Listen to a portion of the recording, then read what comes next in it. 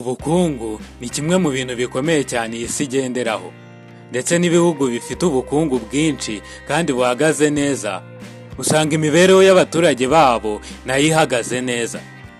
Muri iyi video ngiye kukubwira ibihugu 10 bya mbere bikize ku isi tugendeye kuri Gross Domestic Product GDP n'umusaruro mbumbe mu bihugu ndetse n'impuzandengo y'igishoro cya buri muturage. Ni imibare dukesha Snapshot of National Economic Health and Standard of Living of its Resident. Tutagiye mu byo gutinda, reka turebe ibihugu 10 bya mbere bikize kurusha ibindi ku isi. Reka duhere ku gihugu cya 10. Igihugu cya 10 mu bihugu 10 bya mbere bikize ku isi ni Macau. Mu myaka mike ishize nibwo abantu benshi bavugaga ko Las Vegas yo muri Aziya ari Macau. Ibi byari impamo kubera ko yari iri mu rugendo rwo kuba kimwe mu bihugu bikize cyane ku isi. Macau ni igihugu gituwe n'abaturage 700,000. Kikaba ari igihugu gifite kasino zirenga 40 ziri mu duce dutandukanye tw'igihugu turenga ubuso bw'ibirometero kare 30. Kuryoshya ndetse n'imikino ya kasino n'urusimbi byari byarigaruriye uduce tumwe na tumwe tw'iki gihugu.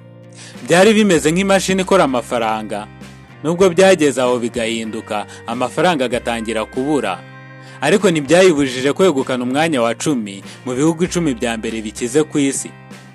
Birashoboka ko ariyo mpamvu bayise Las Vegas yo muri Aziya, ni ukubera kuryoshya. Ndetse gake gake Macau yabaye igihugu kirimo za business nyinshi kandi zikomeye. Ku mwanya wa 9 tuhasanga igihugu cya Denmark. Denmark ni igihugu cyagiye kiba nk'urugero rwiza rw'ibihugu bikize kandi gifite abaturage bafite imibereho myiza, aho usanga hari za serivisi zihabwa abaturage ku buntu nk'uburezi n'ubuvuzi. Igihugu gifite abashomeri bake ndetse kikaba atari igihugu kinini mu buso, bigatuma kino gihugu gikomeza gushyirwa mu myanya y'imbere mu bihugu bikize. Bitari uko cyinjiza byinshi cyane, ahubwo kuba ari igihugu usanga gifite abaturage bafite imibereho myiza ndetse n'ubufasha cyangwa nkunganire zihagije. Ku mwanya wa 8 tuhasanga Leta Zunze Ubumwe za Amerika. Leta Zunze Ubumwe za Amerika ni igihugu cyateye imbere mu ikoranabuhanga ry'ubuhinzi ndetse kikaba igihugu gikungahaye mu by'umutungo kamere ndetse n'inganda ziteye imbere. Ndetse kikaba ari n'igihugu gifite ubukungu buhora buhagaze neza bukanatanga icyizere cyo guhora bushikamye by'igihe kirekire. Ku mwanya wa 7 tuhasanga igihugu cya Qatar. Qatar ni igihugu gifite umutungo ukomeye ukomoka kuri peteroli ndetse n'inganda ziteye imbere mu gutunganya peteroli zikuramo ibikomokaho na za gaze. Hakaba hari n'ingano nyinshi y'ibikomoka kuri peteroli na gaze bikibitse bitarakoreshwa.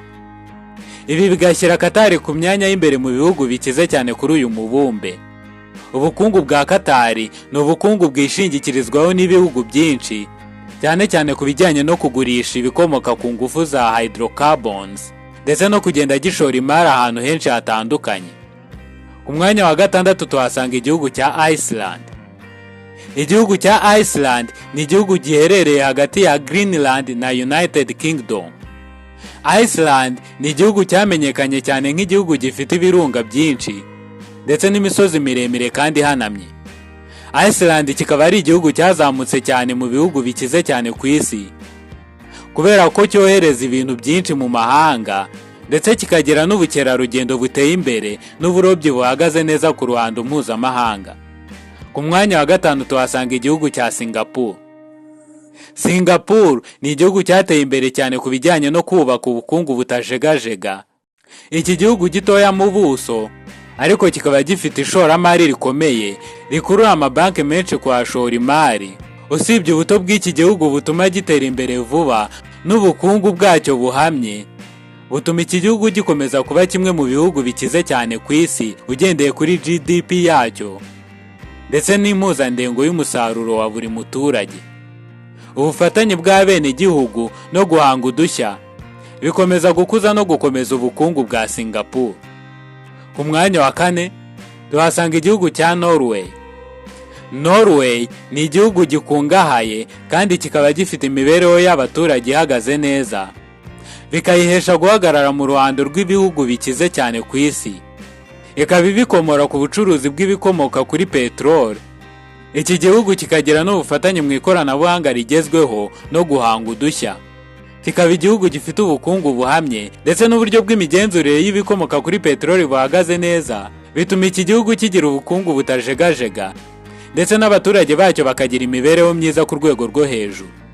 Ndetse iki gihugu cya Norway kikaba gifite ishoramari no guhanga udushya bitagendeye ku nyungu z'uyu munsi gusa, ahubwo byibanda cyane ku hazaza. Ku mwanya wa gatatu tuhasanga igihugu cya Switzerland. Igihugu cya Switzerland si igihugu gikungahaye kubera amabanki gusa, ahubwo ni igihugu gifite n'inganda zifite ikoranabuhanga riteye imbere.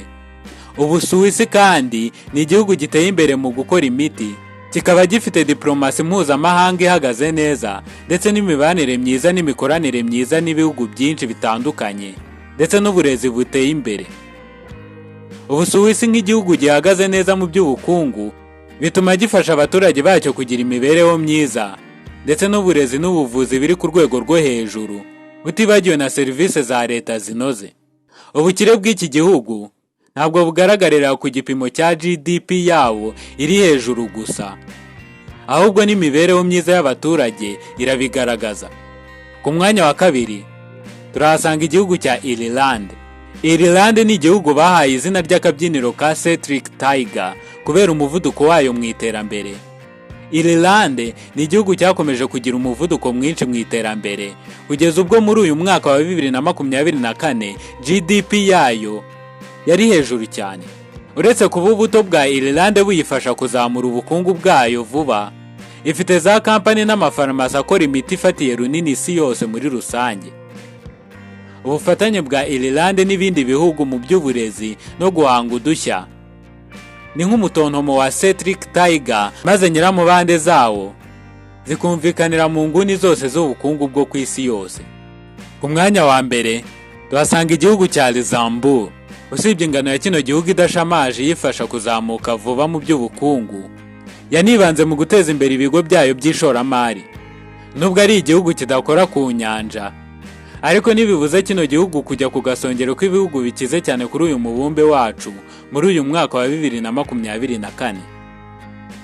Ubukungu bwa kino gihugu kandi bwazamutse kubera ubufatanye bwacyo ndetse no guhanga udushya. Gukura no kutajegajega k'ubukungu bwa kino gihugu bitanga icyizere ko Luxembourg izakomeza guhagarara neza mu by'ubukungu mu ruhando mpuzamahanga, ndetse iki gihugu kizakomeza kuza mu myanya y'imbere mu bihugu bikize cyane ku isi. Mwakoze gukurikira iyi video, kora subscribe kugira ngo ujye ubona izindi video nk'izi. Ngendishimwe Joseph, murakoze, dusubira ubutaha.